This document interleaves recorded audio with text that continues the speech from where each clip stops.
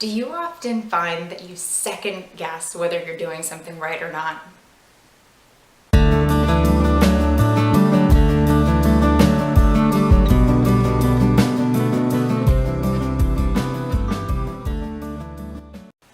This is Jacqueline Foster here of Feeling Good TV, and today I want to share a little story with you.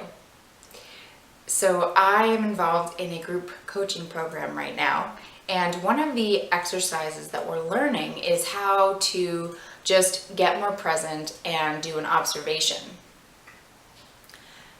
I was sitting in my living room and looking around the room, scanning it,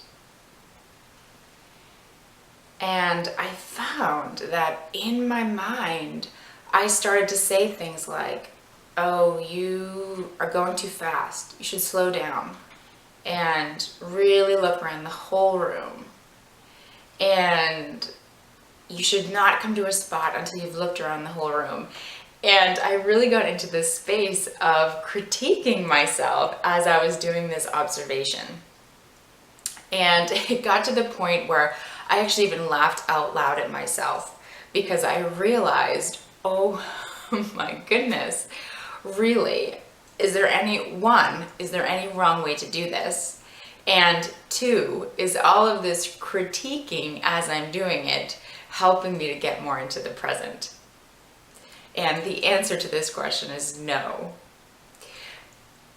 By critiquing ourselves more in a situation, we usually lose more of our presence in the exercise, right?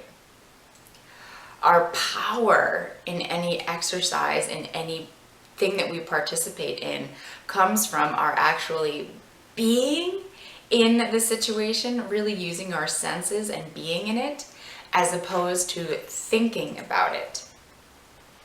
So I'm encouraging you to think about today whether or not you second guess and critique yourself while you're actually in the act of doing something, or whether or not you can be in that place of just fully participating.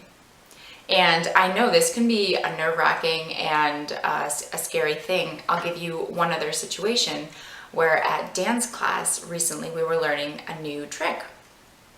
And it was one that looked really cool, and I saw the teacher do it, but I was nervous to do it myself. So the first time I did it, I caught myself really thinking a lot about how I had to do it and critiquing the way that I was positioning my body and how I was moving with it, instead of just observing what I had seen from the teacher and taking it in and feeling it and doing the best that I could fully in that trick, and then observing myself and then saying, oh, okay, what could I have done differently? And I noticed in the moment that I was critiquing myself as I was doing it, it felt so much more awkward and I struggled so much more and I didn't feel like I was really present with the trick. And then when I said, you know what, I'm just gonna go for this, I'm just gonna try this and do the best that I can with what I've observed from the teacher showing us this trick, it came out so much better. It felt so different. I felt more confident because I took the information I had and I just went with it. And I just trusted in that moment that I could do it and I would do it the best that I could and that would be perfect. And I know this is a practice, right? I practiced with this myself as I was doing these tricks, observing in both places. So if this resonates with you, I encourage you to compare, to do something and really allow that critic to be there, see what it has to say, and then do that same activity, really encouraging yourself, going in with this intention of being fully present, of taking everything that you've learned up until now about how to do that thing, and then when you're in it, just really breathing and doing it. And observing the difference, noticing if there is a difference. In my experience, there is a clear difference. And I have found that letting that critique, letting that feedback be there after I do something, as opposed to while I'm doing something, is so much more powerful. And I'll repeat what I shared earlier in this video as your takeaway, and that is that being in the present is where our power is, not thinking about the present. Being in the present is where our power is, not thinking about it. And I find this to be true again and again and again. So I ask you today, think about this, reflect upon this, play with this.